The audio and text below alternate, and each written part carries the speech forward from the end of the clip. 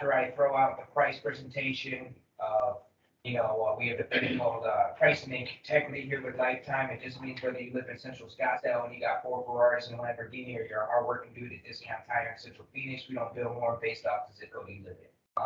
First price I'm going to use the retail price, and before I give you the price, I just and then I go into the 3 Ps. 3 Ps I'm always looking for before I ever do anything is the product. It sounds like Marvin's going to be a product you're going to be happy with. Would you agree? Yes. And then I do. It sounds like you would trust me or the company to do a meticulous install that you're going to be happy with. And I just from the vibe that you're getting, I would think that you feel the same way, right? They say yes. And then I say, and we're within the reasonable price, so we're not ever going to be the most expensive, but we're never going to be the cheapest. We're going to be right in the middle, maybe a little more than what you wanted, but you can see the value in it, and it's not going to put you in the window poorhouse. And then you're going to say yes. Then I turn around the numbers and I do my spiel. And for whatever reason, it's kind of like Billy says, if you do your job, well enough, for the most part, they're either I'm never going to pay this much for windows, or they're just going to do it. And that's just what I found in my experience. But I try not to leave anything. My main thing is to go in and do the steps and do my best to get them to love me as much. That's the whole thing, man. It's just to get them to love you and trust you. That's like probably 70% of it. And just know your word tracks and know the product, know the window, know the installation, know the install methods, the thicknesses of glass, the window demo, knowing the one-on-one, what's different about us and what's different about everybody else. And I actually got to pay attention to that a little bit more because I had Tim with me, so I probably did a little more thorough yesterday than I would normally do it, which was nice because it probably needed to be for that guy because he was one of the ones where it was like, I don't know, it worked out perfectly yesterday. And the Home Depot guy came and he was measuring out the windows when we were writing the contract.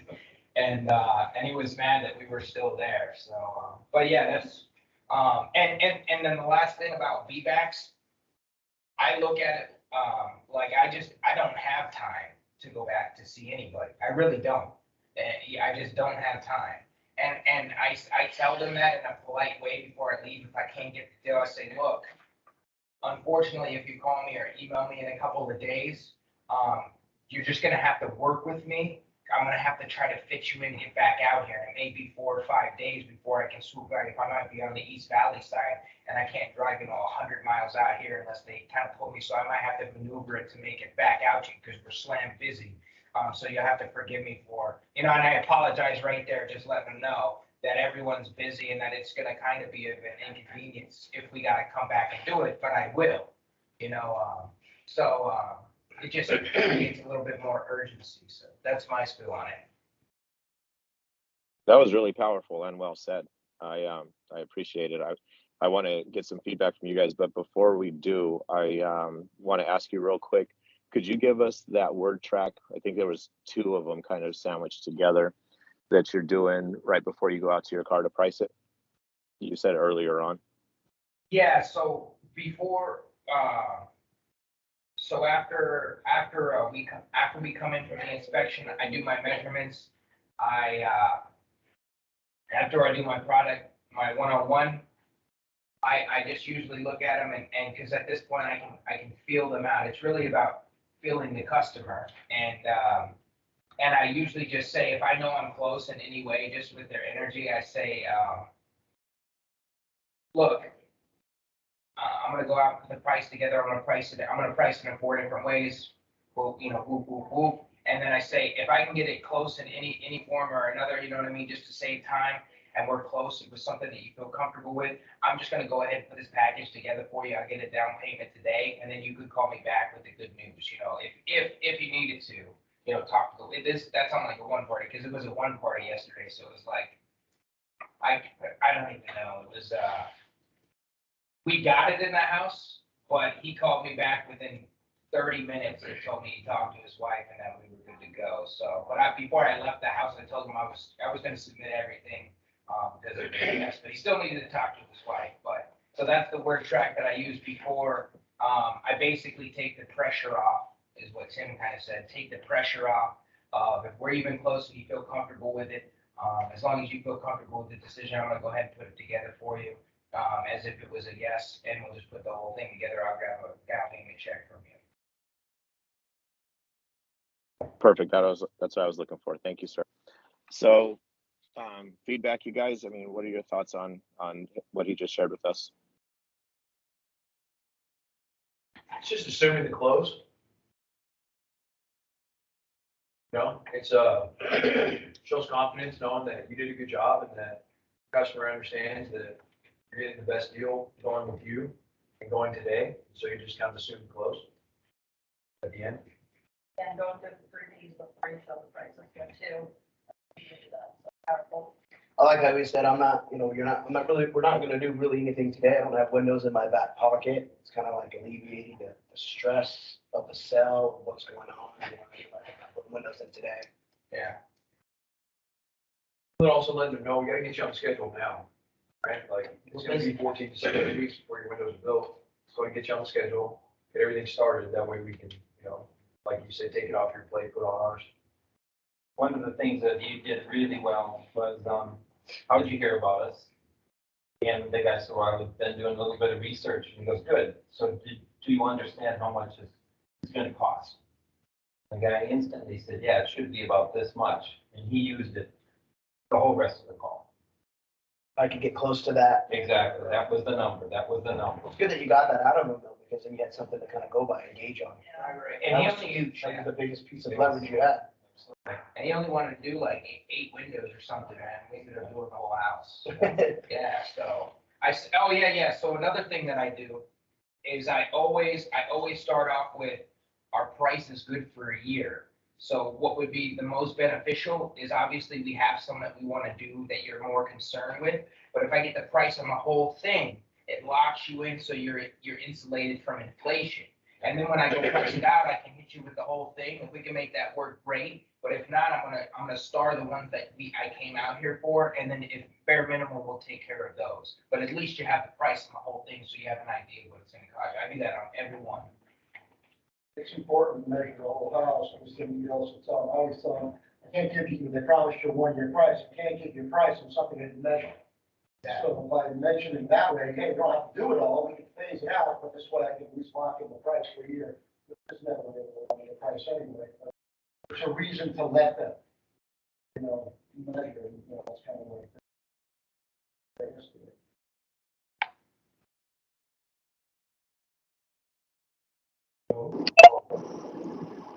All right, good. Hold on real quick.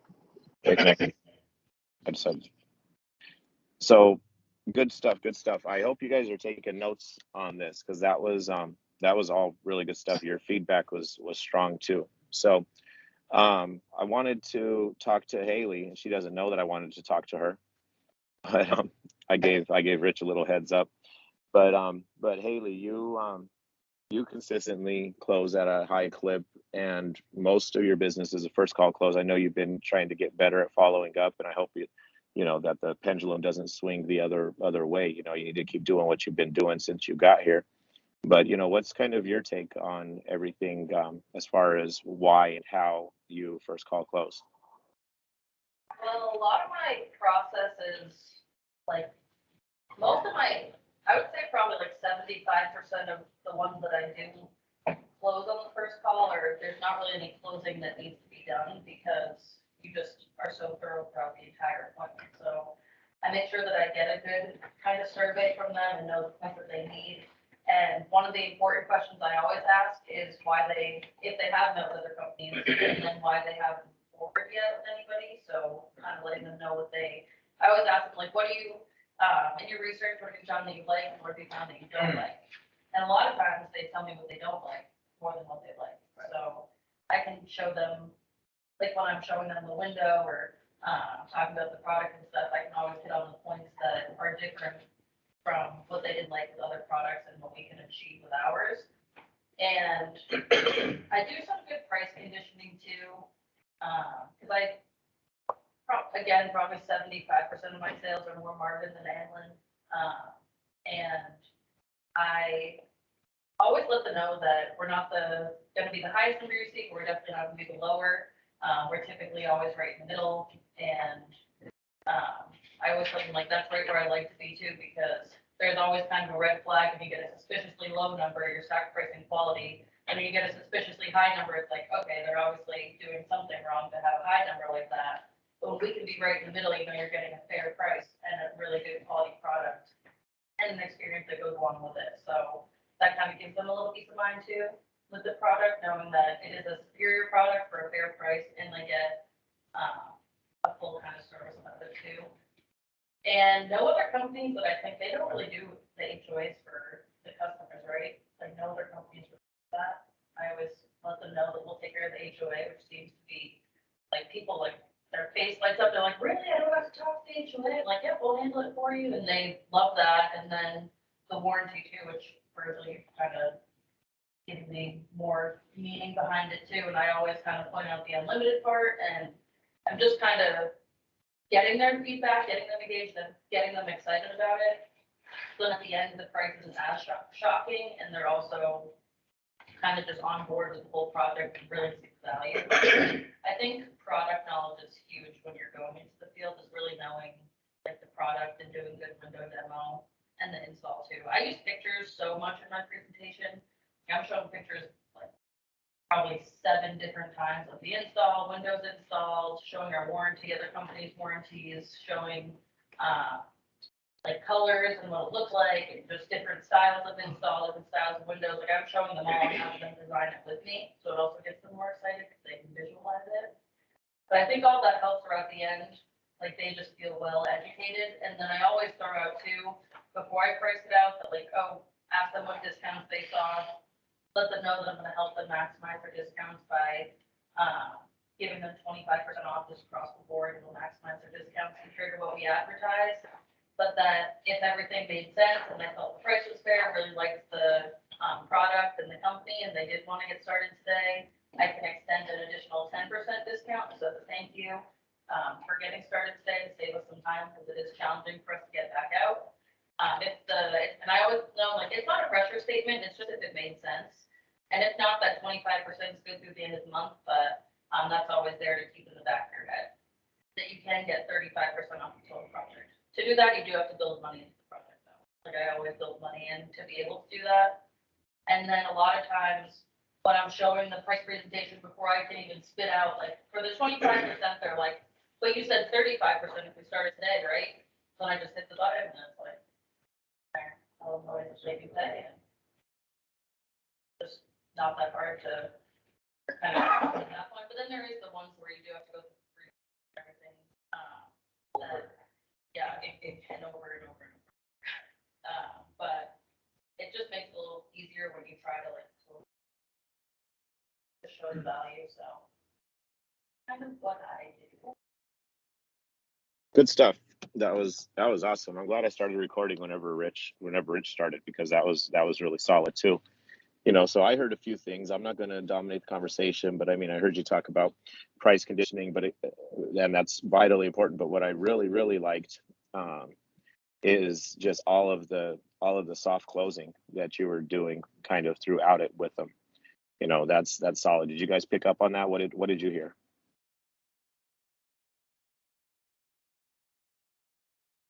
That if everything makes sense, that I can extend an additional 10%, get up to 35%.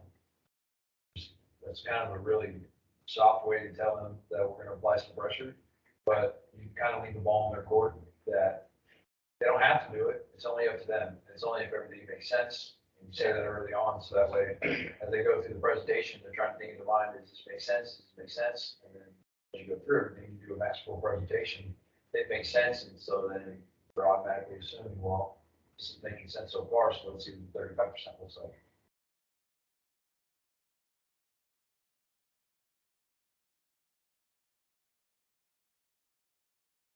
So what is it about the warranty? You had said that Virgil had helped you understand the warranty better. What was it? Our warranty is pretty simple. It's just an unlimited lifetime warranty, which is pretty much every company out there. And I have a lot of the warranties, and I think most of us do. You have a lot of them. it always has exclusions. It's a limited lifetime warranty, is what other companies have, where ours is unlimited. So that's huge, where, not, other companies won't cover what we cover. So you might be able to save a little bit of money, but when warranties happen, and that's what happened with a product you're sacrificing quality on, you're not gonna be covered, where with this, you spend a little bit more, and then you never have to pay a dime again, and you'll never have to worry about it. That's powerful. So- How you worded that right there. Real quick, I didn't know the answer to this, but I lost a cell the other day because as I was telling her about our unlimited, like, fully trained, double lifetime warranty, she grabs my book and she goes, it says it's a limited lifetime warranty right here in your book. Why are you saying unlimited? And this just says limited lifetime warranty in the book. And I was like, all I came up with was, well, that's why we have the lifetime warranty, so there may be an exclusion, so anything that doesn't cover our unlimited warranty with lifetime covers it, so that way you're fully covered. That's kind of how I backed out of it, but dude, like, because I said Marvin has, a double lifetime warranty, and it says right here in our book, limited. It was the first time I got hit with it, so I kind of got caught, and I was sitting there saying it as she was like, well, you're lying. Well, that's a manufacturing warranty. Every manufacturer has So- a cheap warranty that they're not gonna back. Yeah, that's what I was gonna say, that's manufacturer's warranty. So lifetime, we've wrapped it up because we are the installers, and the manufacturer's warranty is always going to be limited by the installation. It's always going to talk about, proper installation, proper whatever. And so the reality is with Lifetime Windows and Doors is we've wrapped up their warranty with our warranty, which is that you're going to be covered, no questions asked, parts, labor, shipping, all of that stuff, which is on your copy of the warranty. So make sure that you create a distinction between the manufacturer's warranty and ours. But if you are selling Anlin in that particular situation, Anlin's warranty is virtually unlimited, but it's also just the only thing that limits is proper installation. So again, that's where our warranty wraps that up. One of the things that I think that, like coming from RBA, when they're teaching their process, the presentation, or a training class, they teach it so that there is no competition. Vibrex is Vibrex, it's the best. Don't need to worry about the other people that are out there unless the customer brings it up. That's why they do a product kill, they don't do a company kill. Right, and so I've adopted that mindset with Marvin, that Marvin is the best replacement window that you can put in your house, and there is no competition. I'll bring up other companies if they talk about it, if I need to, but I try to just talk about product, because our product, Marvin, Lifetime, the company that we are selling itself, right? So for me, a lot of it is mindset, going into the house, just knowing that when I walk in there is no competition. Right? A vinyl window is not a competition to a window. It's not. It's kind of like a little kid jumping in the boxing ring with a professional boxer. There is no competition there. There may be something that happens, but there's no competition. For us, there's no competition. There really isn't. That's how I have to look at it when I walk into the house. If I know that walking in, then I do a good job of explaining our product, the installation, and just talk about the differences in between ours and other products and not companies, and it makes it easier. Okay. We have no competition. I look at it that way. I don't think that we do, personally. So it makes it a lot easier, won't call close, there's no competition. I wanted to have, and I know I'm not giving you a whole lot of time, Phil, but I wanted to have you talk about it too. I know you're really passionate about getting a business the first time you're there. Let's steer clear of target marketing. That's not something that anybody else is really doing. But would you kind of do again, just a little bit of how and why, some things that you think are key in your success? Biggest reason for why is I'm like Rich. I want to go, I don't have the time to. I don't, the plus side of this kind of job is we do have some leisure time, and a lot of times, I got a 12 and a 6, so I'm gonna go hang out with my kids. I'm gonna go go get lunch or whatever it is. And if I'm constantly working on emails and sending back emails, and I'm constantly going back to other customers' house, it takes away from the advantages of what I love about this job, that I don't have to sit there and be stuck in an office. When customers will ask me, how come you don't like being in an office? Because I don't like when I'm done with work, I still have to sit there trying to figure out what kind of work I need to do or be part of meetings.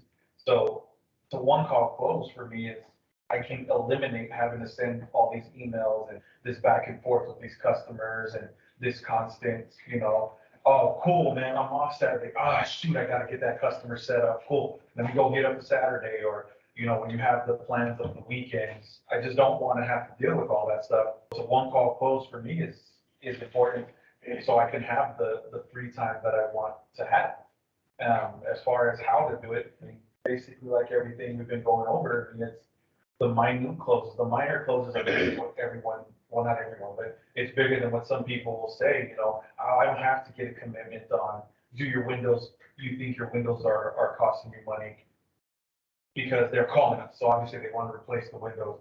But getting those small commitments still helps, like Hay was saying, you get those soft closes, but they are big closes, because it eliminates them going, at the end of it, do you want to do this amount, or are you willing to do business? It eliminates them from going, well, and then going into a unlocked door is like I like to call it. If you shut all the doors, you need windows, you want us, this is the company you trust, and you shut all that stuff, you end up finding that they don't have any way other than, man, you're just too expensive. And I'm okay with losing that way. Hey, you know what? You can't afford it, you can't afford it. There's two things you can't sell, and that's poverty and ignorance. If everybody was as knowledgeable as we are and everyone could afford it, odds are that only offices like Lifetime and Pella and Anderson, only those kind of offices would be available, because if everyone had the same knowledge base, it would be okay. So I'm okay with selling people who, there's times in there you're going, God, you're stupid. You're stupid, sir. You're thinking it, because unfortunately you can't convince everybody. And no matter how much you say, this is going to happen to vinyl, this is going to happen here, you're going to get that argument. Well, I got to cut my friend 15 years ago, replaced their vinyl. No problems at all. Okay, you're going to have those people that want to keep arguing with you. So you just sit there and say, well, you can't sell the ignorant. And then to those people, I always go back to last month, $120,000 worth of credit turn downs. You can't sell to poor people. You just, unfortunately, you can't. So if you get all those closes, though, you find a way that you get it down to just money. And, pre-closing is a huge deal. You go over the 3 Ps. I ask them kind of the same thing. I preface it with, obviously you're going to replace Windows someday. That's obvious. From what I'm hearing is Lifetime Windows and Doors, the company you would entrust your home to. Is that still, is that still correct? Yes. So basically, you're going to do all this. The only thing separating us at this point in time is money. Would you agree with that? Well, yeah. All right. Well, then my question is, folks, if I can do 3 things for you, if I can show you a price that you feel is fair and honest, not just for the product, but for the work, the company, the warranty, and all that's going to be, it goes into it. If I can show you a payment that fits inside your budget, that doesn't take bread or butter off your table, and lastly, if I can show you a substantial amount of savings by doing something sooner rather than later, is there any reason other than price or payment why we couldn't get together on the order today? That helps with eliminating, again, like a lot of the 3 Ps. I imagine this, I imagine it. You go through those 3 Ps, or what I call the pre-close as well, and you get them to sit there, and sometimes you'll get a lot, well, no, because I'm still searching. So now okay, there was a door I missed somewhere. I'm still looking, I'm still shopping, or you know what, no, because we're refinancing our house. Well, all that stuff is a way to figure out, okay, how's this close going to go? Where's it going to go? But normally when you get the price payment, we are ready to go. All you got to do is make sure it all fits. Now I have a way to go get into it. So when they come back and say, well, you know what, I still want to shop. Earlier, you told me this. So my question is it really you need to shop? Or are we saying that it's just a little more than you were prepared to spend today? Because like Isaiah said, there's a little hardness to it. You got to be a little aggressive. You don't say, is it too expensive for you? Because now you embarrass people. But is it more than you were prepared to spend? Normally it's you guys are getting on the high end. And then it opens up to what were you hoping for and all that stuff, and bring it out. So basically, like I said, everybody was saying the same thing, pretty close, amendments, and I won't work so hard when I'm off. Try to close the first time.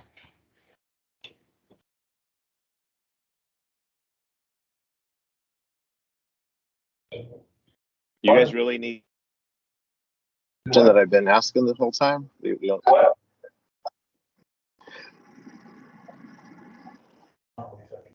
He's talking to some older. No, I was talking to you. I said, do you guys really need me to keep asking the same question? Like, what's your feedback?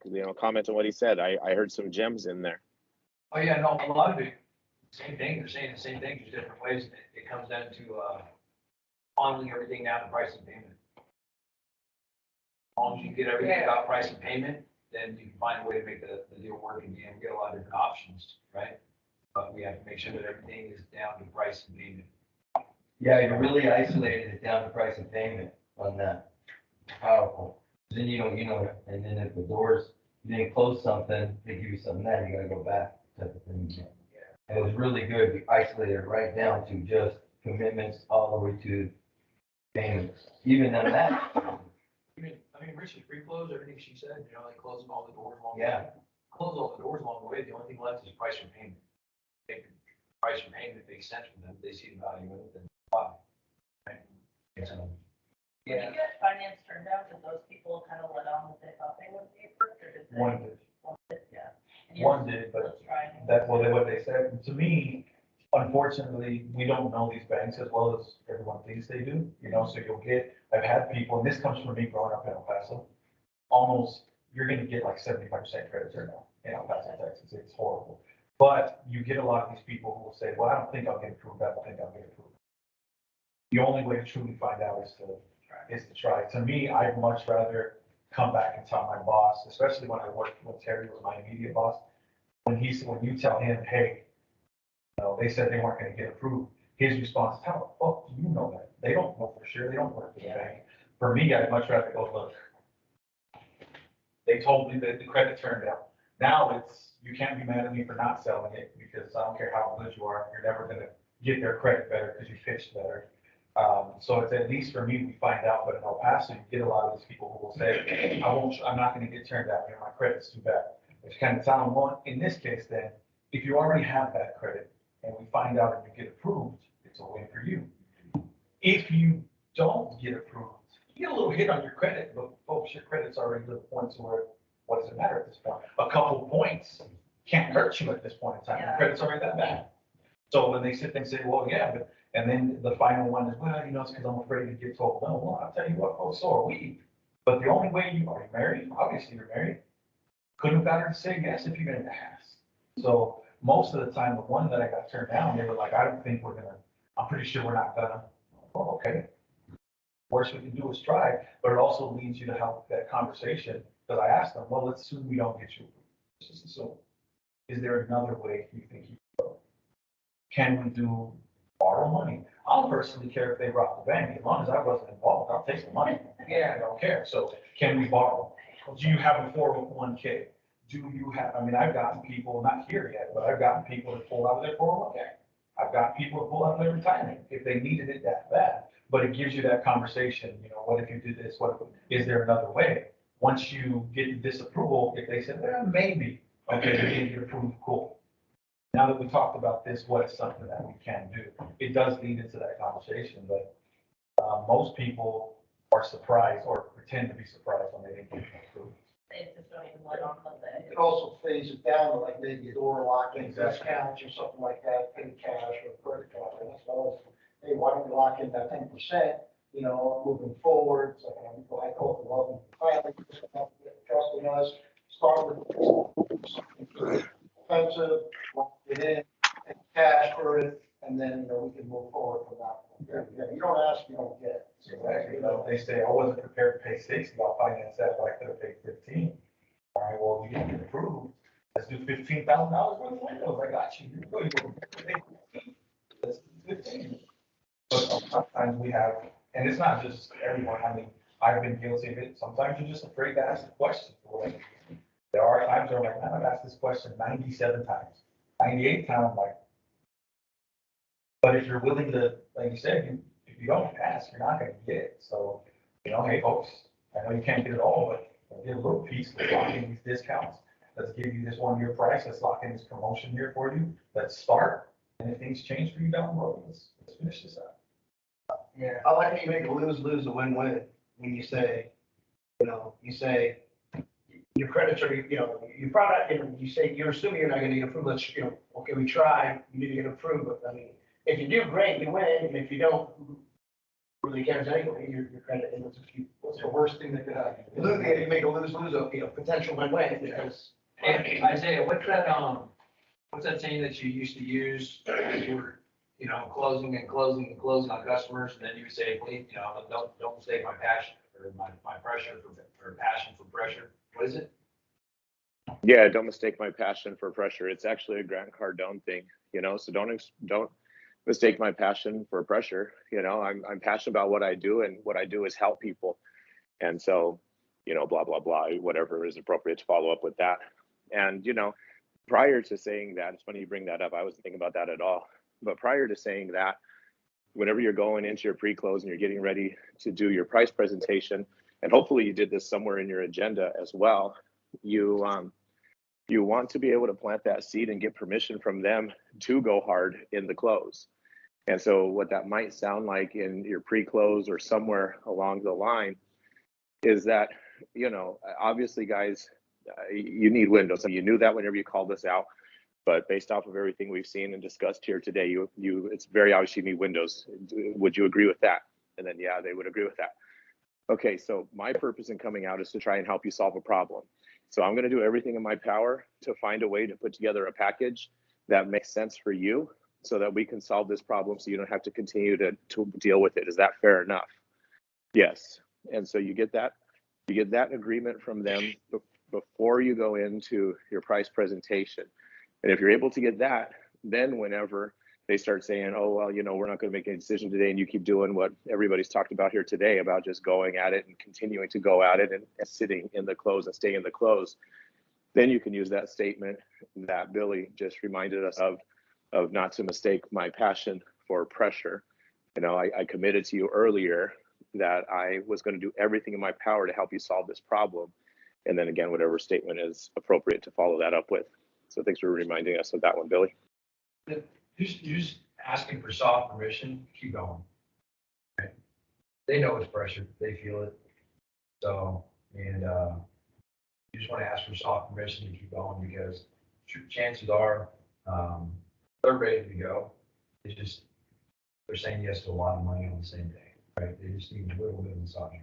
Kind of like customers at the end of this, just need a little bit of massaging. I love what you said too. You said they were considering vinyl or fiberglass, and you were saying, well, here's the way I look at it. And then you did the soft kind of like you gauged how expensive it's going to be in this, but you said, I've had a customer a while back to the cheap way. You said, and I can't say, you said it's cheap to be expensive. Oh no, it's expensive to be cheap. Yeah. Because they bought the cheap windows and now I'm replacing, there were 7 windows, I'm replacing 4 of them right now. And then you said, and that cost them like 10 grand. But right there, they're already thinking, well, geez, 10 grand for 5 windows. You're already gauging that this is going to be expensive and you're telling them you're selling the vinyl. So it was a double. Really, really cool with that. Most expensive jobs, so one you gotta do over and over. That's right. That's right. And also, not that you guys want to be doing this, but what I work on really hard for me is sitting in the close longer with Marvin. Because normally I fold before, right? And so last month I was able to have my Marvin sales go because I sat in a little longer and I put in more, because I don't want to piss them off, right? If I get to that point, it's harder for me to transition. And so I've been working on sitting in it longer on the Marvin, but I also go in knowing if I can just get them to like me and trust me, if I can't get them on the Marvin that day, I'm gonna get them into a price that they're comfortable with. It's just, you know what I mean? And with how everything's fluctuating now in prices nowadays with different companies, you don't even know who's gonna be cheaper anymore. You know what I mean? You just don't even know anymore. So I'm not saying that you want to fold to or drop quicker or anything like that, but I go into every home thinking, if I can't get them on Marvin, man, I'm gonna get them on the Allen. And that's just the way. Now, I probably could be having 100,000 more a month in sales if I just didn't do that, because I would stay to Marvin, and they probably would say yes if I just stayed a little bit longer on the Marvin. So that's what I've been working, and that's my struggle. my struggle isn't that I'm not a, good sales guy. I like to say the design consultant. But I just need to hold out a little bit longer before I fold to the top. Hey, you stay in it longer, it's like if you stay in on that 1 year price a little longer and get some info off of them, you'll find out more on what your discount needs to be. You'll find out Right. where they're at. You stay, because I stay at that 1 year price for a little bit. Here's your 1 year price, what do you think of this? And a lot of them will look at, well, you told me I was gonna get the discount. I did, but my question for you is this price here, do you believe, obviously there's discounts, do you believe this is fair and honest? Again, I asked you earlier if I gave you a price that you felt is fair and honest. Do you believe it's fair and honest? No, I don't. Well, let me ask you why. What makes you believe it's fair and honest? And I'm not telling you you're right or wrong, folks.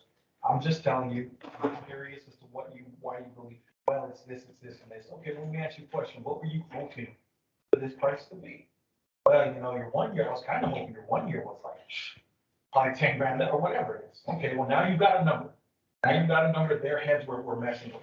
So you start going through your discounts or whatever it is. Then when you hit your discounts again, what were you hoping that to? Well, I was hoping for this. Well, let me ask you a question. I'm at 40, you were hoping 30. If I was at 30, are you saying we're getting together on an order? Can you get there?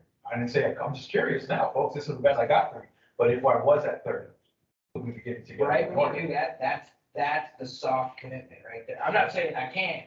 So then you're giving them permission to say yes without feeling pressure that you're gonna use it against them. Because you're already saying, I don't know. And if you can't, cool. But if you can, then you sit there and you know where you're at, but you know where they're trying to get you to, and then when they say, well, you're just trying to find a way to sell me. The honesty at that point, folks, here's the truth. I'm not trying to sell you anything. I'm trying to put you in a position, like you said, to get the product that works for you. So, and the question is, yeah, folks, what's it gonna take for me to be able to help you? That's the question. So yeah, I'm trying to find a number. I'm honestly trying to find that number, yes. So then they'll tell you, honestly, if you could drop it an extra 4. Okay, let's figure it out. Let's figure out what we can do. At that point in time, they realize there's negotiation.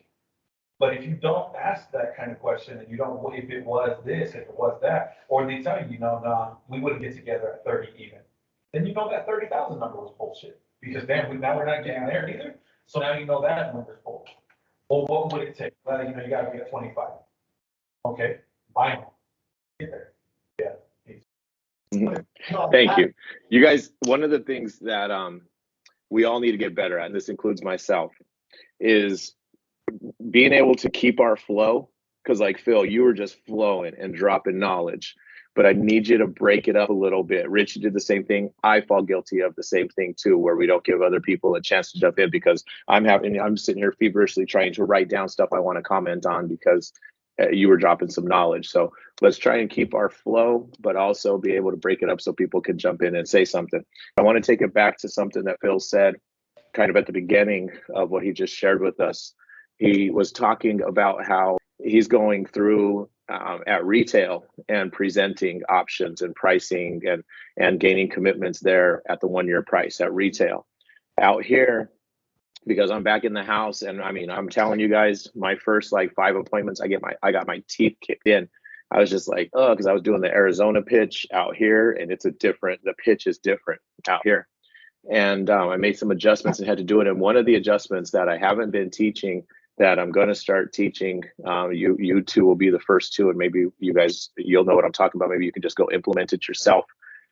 Is that whenever I'm presenting price, I'm doing what Phil described. I'm presenting at retail all of the options. I'm taking them into a payment. Well, not all the options. I'm taking it into a payment, doing 9.99, showing them what this is, what it would look like right here. But that's at retail. Then I'm gaining commitments at retail payment prices of what they could or couldn't do, which gives me a lot of flexibility because at retail, a job might be $500 for a 9.99 for 5 years.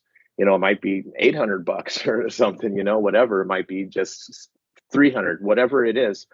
Before discounts, if I have a conversation with them, or if you have a conversation with them about this payment and about what they would possibly put down when and if they do this, what would you want to put down? The whole conversation that you've been trained to have at price presentation, have it at retail. And jot down in your book. I'll show you in my book, jot down in your notebook or your talking pad jot down the commitments that you got from them. Okay, so 600 is too much, but you feel good if it was around 4, right? And they're like, yes. Or, you don't want to put down a third because I assumed a third. You don't want to put down a third. But you said you'd feel good, not comfortable, but you said you'd feel good putting down $1,000. Is that right? Yes. Okay, cool. I wrote that down. Now, once I get into my promotions, like no matter what they do, almost no matter what plan they even pick, all I have to do, if I switch to a 6.99 for 10, I'm going to be way below whatever commitments I just got from them as far as payment and down payment goes. And then also you'll have the ability to overcome the fact that I just don't want to pay that much, because you were having a lot of this conversation at retail and now they're not going to have to pay that much. So if you can move that conversation of, guys, there's 3 ways that you can do it, right? That's kind of your intro. There's 3 ways that we see for families to do it. Cash is 50% down, and then 50% when we arrive at your home with the product. Or you can do same as cash. You can do 12, 18, if they're promoting it even up to 24 months. And the way same as cash works is there's no minimum monthly payment required. Technically, there's nothing down required, but you can put down as much as you want. And then it's actually not deferred interest, it's no interest. So your timeline on the same as cash isn't going to start until we install your product. And then you're going to have however many months you want interest free after that, 12, 18, 24. That's how same as cash works. 0 down, 0 monthly payment, and you just got to pay off the balance in the time frame. And then the most popular way to do things is to take on a minimum monthly payment. If you were to do that, you'd be like probably 80, 90% of the people that I work with, because nobody has a Windows savings account. People save for college and for vacations. No one's saving for Windows, and yet it's something that you obviously desperately need. And so our payment options are the most popular. If you were to do a 9.99, because it's right there on your top of your screen, if you were to do a 9.99 for 5 years, something that you might be able to secure from a bank unsecured, and then you'd be looking at $800 a month to get the project done. Does that make sense? Okay, cash, same as cash, or a monthly payment. When and if you guys do this, just since now you know what it costs, which one of those 3 do you feel like makes the most sense for you? And now I'm having that whole conversation up at the top, and then I'm going and assuming my deposit, letting them see what that does to the payment. If you scroll up on your sheet a little bit, what that does to the payment, getting my commitments there, having my conversation there, but I haven't applied any of the discounts yet. And now once I've got those commitments, we now have a package that is going to work for you guys when and if you decide to do this. However, remember, I told you that's your retail price, and we have promotions that are going that can make it very attractive to get started sooner rather than later. So let's get into some of those things. I know you met us at the home show, and so there's a special promotion that comes along with that. I'm able to give you whatever the home show's giving you, 25% off, and an extra 250 or an extra 5 or an extra whatever it is. I'm able to do that for you. Now, mind you, this isn't the price that's good for a year. It's a special promotion that, we need to get your project started by whatever you're saying, this weekend or next week, end of the month, whatever you're saying. And then you can tease your sales cost savings program or your initial visit discount, whatever you're calling it. But having that conversation, the whole conversation about deposit, and then this is what that does to your payment, gaining your payment commitments at retail, is going to make your today price look so much better. And so the combination of everything that you guys put together today during the meeting, I feel like there was a lot of really good work tracks and strategies that came out of this meeting. I hope you guys do too, but we're over time. That's my fault, but I feel like it was productive time used. Good conversation today. Really appreciate you. I'm happy to see you guys too, and we will talk to you all soon. Later, guys.